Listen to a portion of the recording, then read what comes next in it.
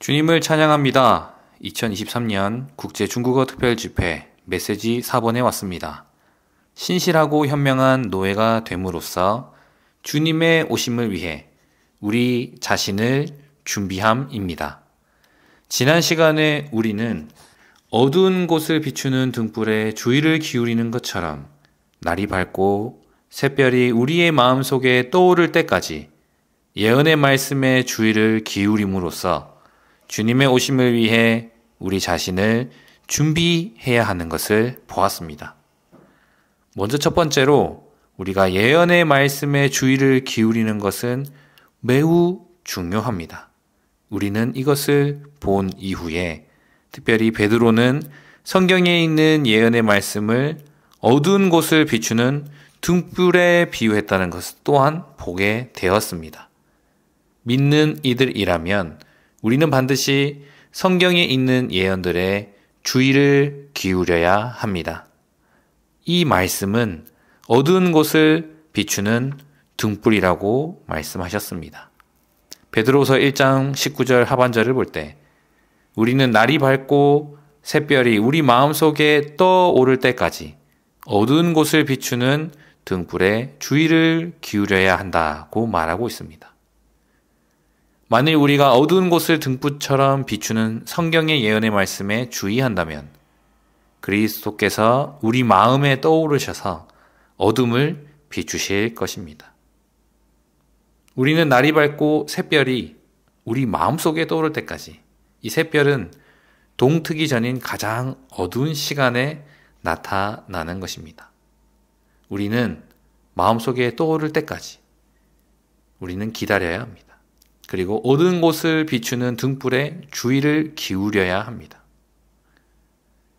우리 속의 상태는 날이 밝고 샛별이 우리 마음속에 떠오르는 것처럼 그렇게 될 것입니다. 샛별이신 그리스도는 이기는 이들에게 첫 번째 보상으로 주어지실 것입니다. 우리는 샛별이신 주님의 은밀한 나타나심을 위해 우리 자신을 준비해야 합니다. 어떻게 준비해야 합니까? 이제 메시지 4번에 와서 신실하고 현명한 노예가 되어 주님의 오심을 위해 우리 자신을 준비해야 합니다. 메시지 4번의 핵심은 노예입니다. 노예는 어떠한 상태인지, 어떻게 살아야 하는지, 무슨 일을 하는지에 대해서 마태복음 24장 45절부터 51절까지 볼 수 있습니다. 여기에서 먼저 47절까지는 노예에 대해서 아주 적극적인 긍정적인 면을 볼 수 있고 48절부터 51절까지는 약간의 부정적인 면을 볼 수 있습니다. 그렇다면 로마자 개요의 1번에 45절부터 47절을 한번 읽어드리겠습니다. 신실하고 현명한 노예가 되어 주인이 맡긴 집안 식구들에게 제때의 양식을 나눠줄 사람이 누구입니까? 주인이 와서 노예가 그렇게 하고 있는 것을 본다면 그 노예는 복이 있습니다. 내가 진실로 여러분에게 말합니다. 주인이 자기의 모든 소유를 그에게 맡길 것입니다. 라고 말합니다. 여기에서 신실함은 주님께 보이는 것입니다. 이 신실함은 주님께 보이는 것이고 현명한 것은 믿는 이들에게 행하는 것입니다. 맨 처음에 45절에 신실하고 현명한 노예가 되어라고 말하고 있는데 신실함은 주님께 보이는 것이고 현명한 것은 믿는 이들에게 행하는 것입니다. 우리가 주님의 임재 안으로 휴거되려면 깨어 있어야 하고 왕국에서 왕으로서 다스리려면 신실해야 합니다. 깨어 있는 부분에서 마태복음 24장 42절에 이렇게 말합니다. 그러므로 깨어 있도록 하십시오. 왜냐하면 여러분의 주님께서 어느 날에 오실지 알지 못하기 때문입니다. 라고 말하고 있습니다. 그리고 왕국에서 왕으로서 다스리려면 신실해야 한다고 말하고 있습니다. 왜냐하면 47절 끝에 주인이 자기의 모든 소유를 그에게 맡길 것입니다. 라고 말하고 있기 때문입니다. 그러므로 우리는 이 노예로서 복이 있는 이것을 우리의 보상으로 받아야 하는 것입니다. 특별히 주님은 자기의 모든 소유를 그에게 맡길 것이라고 말하고 있습니다. 주님은 천국의 출현 안에서 신실한 노예에게 그분의 모든 소유를 맡기실 것인데 이것이 바로 보상이 될 것입니다. 우리가 개요의 로마서 1번의 A번을 볼 때에 믿음 안에 있는 하나님의 경륜이 나옵니다. 이것은 곧 가정, 행정이라고 말할 수 있습니다. 헬라어 단어를 볼 때 오이코스 가정과 행정, 노모스가 합쳐져서 오이코스 노모스가 되는 것입니다. 가정 행정으로서 결국 오이코노미아가 되는 것이죠. 여기에서는 하나님의 경륜을 볼 수 있는 것입니다. 하나님께서 그리스도 안에서 그분 자신을 그분께서 선택하신 사람들 안으로 분배하시어 자신을 표현하는 집을 얻으시는데 이 집은 바로 그리스도의 몸인 교회입니다. 개요의 비번에 신실하고 현명한 노예가 나옵니다.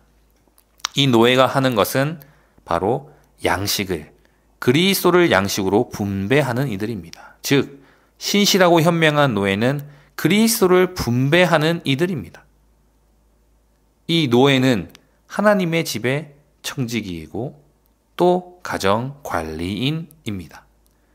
우리가 누군가에는 아들이고 누군가에게는 삼촌이 되고 누군가에게는 회사 직장 동료가 될 수도 있지 않습니까? 그러므로 이 신실하고 현명한 노예는 하나님의 집의 청지기입니다. 그리고 가정 관리인입니다. 또한 믿는 이들에게 그리스도를 양식으로 분배하는 이들인 것입니다. 신실하고 현명한 노예는 특징이 있는데 무엇입니까? 그리스도를 양식으로 분배하는 것입니다. 앞서서 본 하나님의 이 경륜에 있어서 그 정의를 볼 때에 그분께서 선택하신 사람들 안으로 그분 자신을 그리스도 안에서 분배하신다고 말하고 있습니다. 그 분배가 이루어질 때 거기에 결과는 무엇입니까? 그분 자신을 표현하는 집이 있게 되는 것이고 이 집이 어디입니까? 바로 그리스도의 몸인 교회인 것입니다.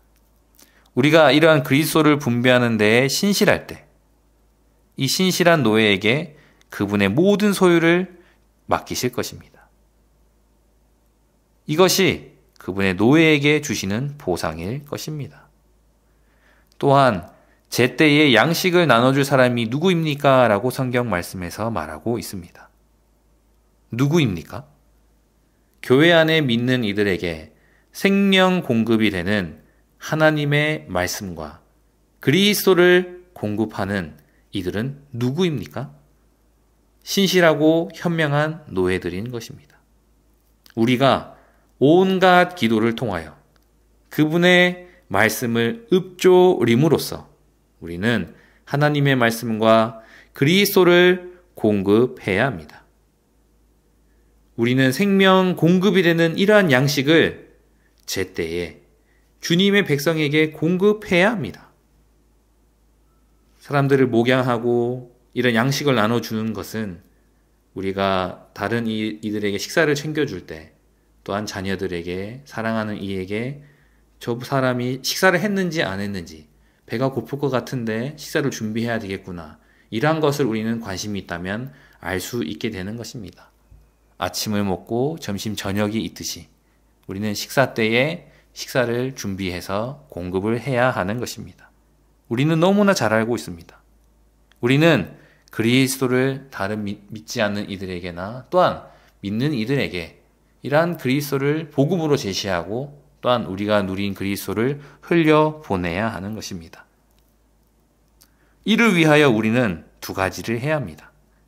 온갖 기도를 통해서 그리고 그분의 말씀을 읊조리고 숙고하며 크게 말함으로 그분의 말씀을 받아들임으로 이러한 것을 이 누린 그리스도를 흘려보내야 합니다. 기도하는 것과 말씀의 사역을 꾸준히 계속해야 합니다. 이를 위해 우리는 바울의 본을 따라 그리스도로 충만되어야 하는 것입니다. 고린도전서 14장을 볼 때 특별히 영적인 신원을 사모하라고 했습니다. 우리는 교회를 건축하기 위하여 신원해야 하는 것입니다. 우리가 우리 자신과 우리의 돌봄 아래 있는 이들을 먹이려면 하나님 안으로 들어가는 기도를 함으로 생명 주시는 영을 우리의 공급, 곧 영적인 양식으로 받아들여야 합니다. 우리는 생명을 주는 구하는 사람, 곧 생명 주시는 영의 통로로서 다른 이들에게 생명을 줄 수 있는 이가 되어야 하는 것입니다. 이러한 생활을 하는, 이렇게 하기 위하여, 또한 이런 이가 되기 위하여 우리가 살아있는 것은 바로 그리스도를 살고 공급하며 사람들에게 이 그리스도를 주입하는 정도에 달려 있습니다. 우리가 얼마나 그리스도를 살고 얼마나 그리스도를 공급하며 얼마나 사람들에게 그리스도를 주입하는지 그 정도의 우리의 생활과 우리의 살아있음이 결정되는 것입니다. 우리는 신실하고 현명한 노예들로서 하나님의 경륜 안에서 그리스도를 우리는 분배하는 이들로 발견되어야 합니다. 이것은 결국 계시록을 볼 때에 예수님의 증거를 위해 등잔대 안으로 그 영을 흘려보내는 이들인 것입니다. 이들의 특징이 바로 그리스도를 살고 그리스도를 흘려보내는, 그리스도를 공급하는 그러한 노예들인 것입니다.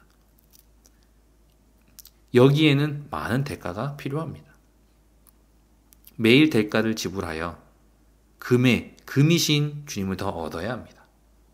신성한 본성을 지닌 금 기름이신 하나님을 더 많이 얻어야 합니다. 그럴 때 우리는 금으로 치장하는 것이 아닌 금으로 조성될 수 있는 것입니다. 규헌목의 예를 볼 수 있지 않습니까? 우리는 금으로 된 새 예루살렘을 건축하기 위해 순수한 금등잔대가 될 수 있습니다. 그래서 우리의 체험에 적용해서 우리는 우리에게서 흘러나오는 그 영께서 하나님이시고 하나님께서 금이신 것을 보게 됩니다. 이처럼 우리가 그리스도를 다른 이들에게 전해주어 그들에게 기름을 공급해 줄 때 우리는 사실상 그들에게 하나님을 공급하고 있는 것입니다. 다시 말해서 하나님께서 우리에게서 흘러나오셔서 그들 안으로 들어가고 계시는 것입니다. 우리 모두가 이러한 순수한 통로로 신실하고 현명한 노예로 발견되기 원합니다. 결국 이러한 노예가 된다는 것은 주님의 오심을 위해 우리 자신을 준비하는 것입니다.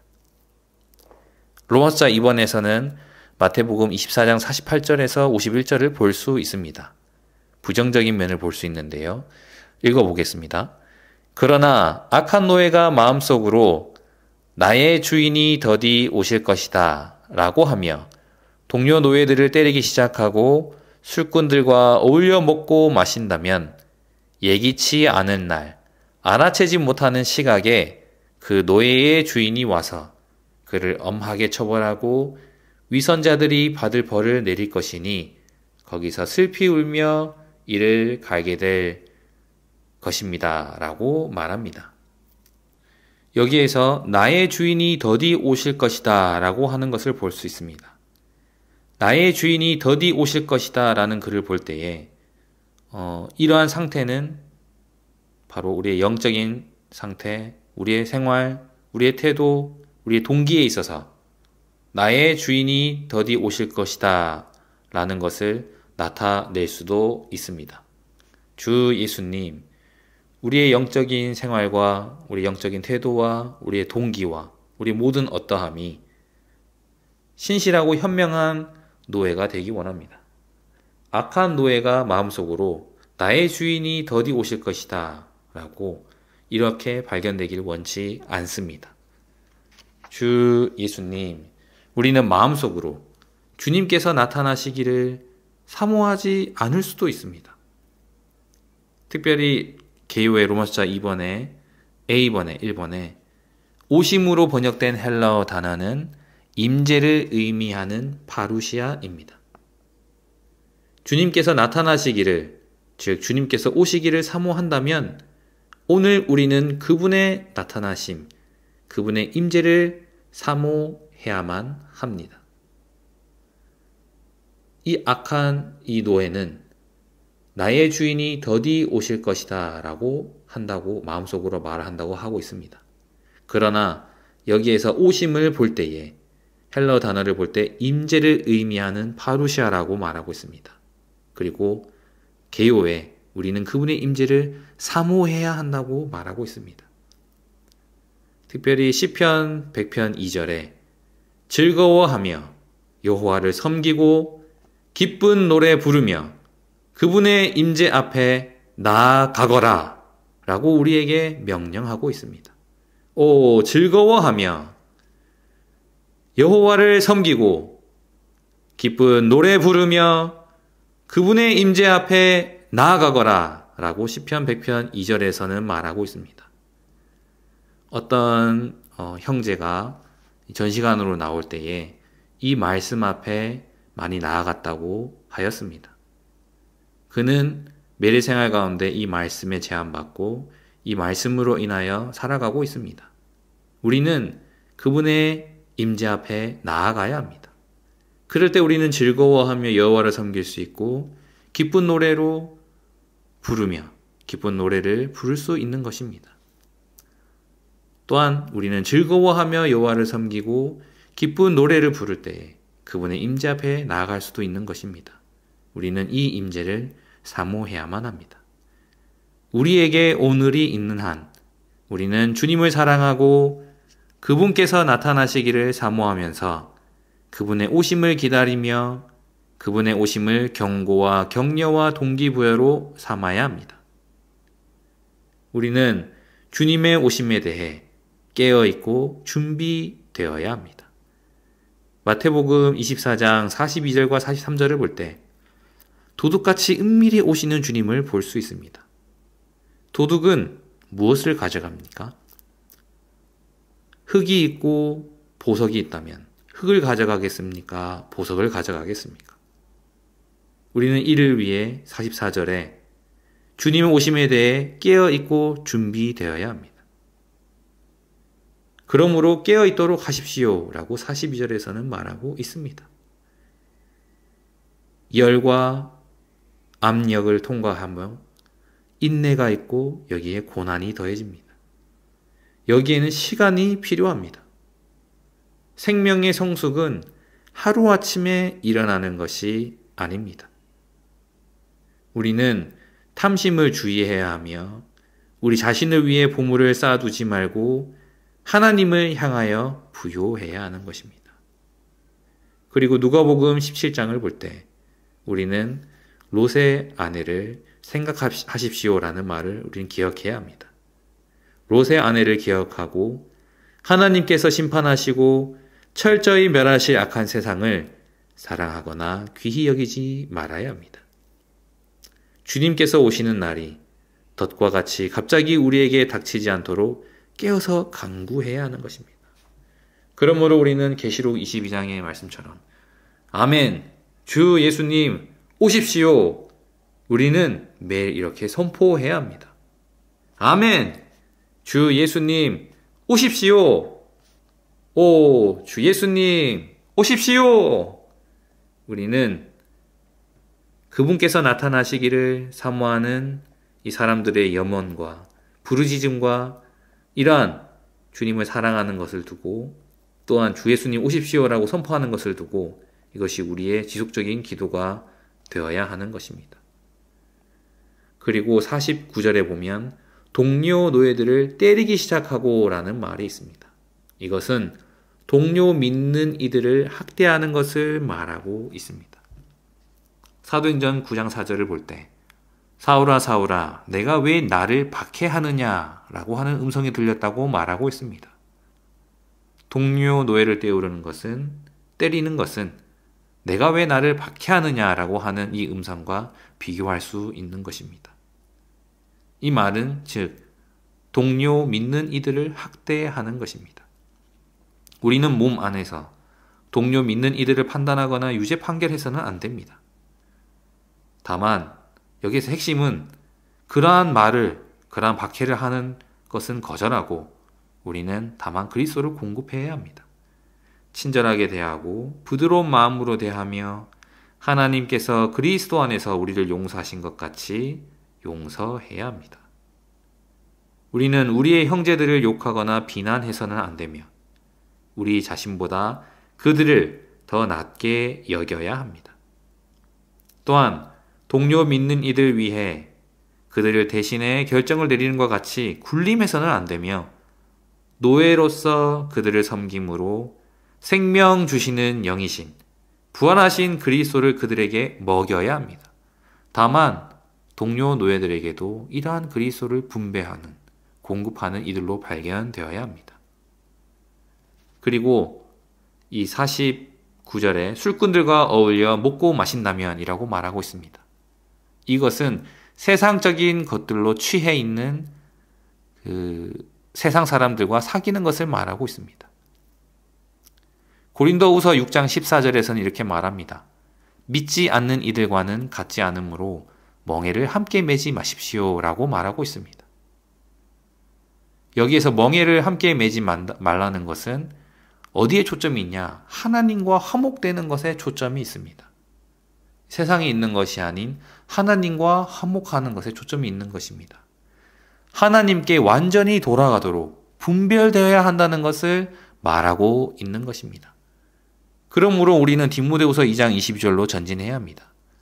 그대는 청년의 정욕을 피하고 순수한 마음으로 주님의 이름을 부르는 사람들과 함께 의와 믿음과 사랑과 화평을 추구해야 합니다.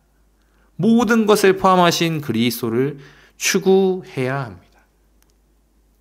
우린 신실하고 현명한 노예로서 제때에 양식을 공급해야 될 뿐만 아니라 하나님의 경륜 안에서 그리스도를 분배해내고 그리고 이러한 순수한 마음으로 주님의 이름을 부르는 이들과 함께 이런 모든 것을 포함하신 그리스도를 추구하며 동료 노예들을 때리지 않고 학대하지 않고 다만 그들에게 그리스도를 분배하는 이들로 발견되어야 합니다. 이 모든 것은 결국 주님의 오심을 준비하는 것입니다. 주님의 오심을 위해 우리는 신실하고 현명한 노예가 되므로 우리 자신을 준비하는 것입니다. 그 결과 우리가 신실해지고 현명한 노예로서 하나님의 경륜 안에서 그리스도를 분배하는 데 신실하다면 결국 주님의 오심을 위해 우리 자신을 준비한다면 우리는 왕국에 출현할 때 다스리는 권위를 보상으로 받을 것입니다. 그러나 마태복음 24장 48절부터 나오는 악한 노예이라면 그분의 임재에서 끊어질 것입니다. 왕국에 출현해서 끊어지는 것은 바깥 어둠 속에 던져져 거기서 슬피 울며 이를 가는 것입니다. 바로 현 시대의 이 세상에 의해서 무감각해진다면 우리는 이렇게 될 것입니다. 우리는 이런 무감각해지는 모든 것에서 돌이켜야 합니다. 바깥 어둠은 왕국의 출현 안에 있는 밝은 영광, 바깥에 있는 어둠입니다. 슬피 우는 것은 후회하는 것을 가리키고 이를 가는 것은 자책하는 것을 가리킵니다. 나중에 그때 그럴 걸. 그때 조금만 더 할 걸. 이렇게 하지 않겠습니까? 천년 왕국에서 그리스도와 함께 민족들을 다스리는 것은 그분의 신실하고 현명한 노예들에게 주어지는 상일 것입니다. 신실하고 현명한 이들은 그리스도를 지속적으로 분배하는 이들입니다. 계시록 2장 26절은 이렇게 말합니다. 이기는 이와 나의 일을 끝까지 지키는 이에게는 내가 민족들을 다스리는 권위를 줄 것이다 라고 말하고 있습니다. 우리는 그리스도를 지속적으로 분배하는 신실하고 현명한 노예들로서 다른 이들과 또 다른 동료 노예들에게 이러한 그리스도를 분배해야 합니다. 우린 다른 이들을 두고 비난할 시간도 없고 또한 안 좋은 것들을 이야기할 겨를이 없습니다. 다만 그리스도를 공급하기에도 우리에게는 시간이 부족합니다. 다만 우리는 주님의 임재 안에서 그리스도가 흐르는 순수한 통로로서 발견되기 원하고, 그리고 그리스도를 날마다 주입하기 위하여 그리스도로 충만해지기 원합니다. 우리는 매일의 생활 가운데 나의 주인이 더디 오실 것이다 라는 태도로 살아가지 않고, 아멘, 주 예수님 오십시오, 아멘, 주 예수님 오십시오, 이러한 것이 우리의 이 선포가 우리의 태도가 되기 원하고, 우리 이상이 되기 원하고, 우리의 기도가 되기 원합니다. 주님의 임재 안에서 주님의 다시 오심을 위해 우리는 기꺼이 주님을 사랑함으로 대가를 지불하여 신실하고 현명한 노예들로서 그리스도를 다른 이들에게 공급하는, 지속적으로 공급하는 그러한 노예로서 발견되기 원합니다. 주님을 찬양합니다. 아멘! 주 예수님 오십시오!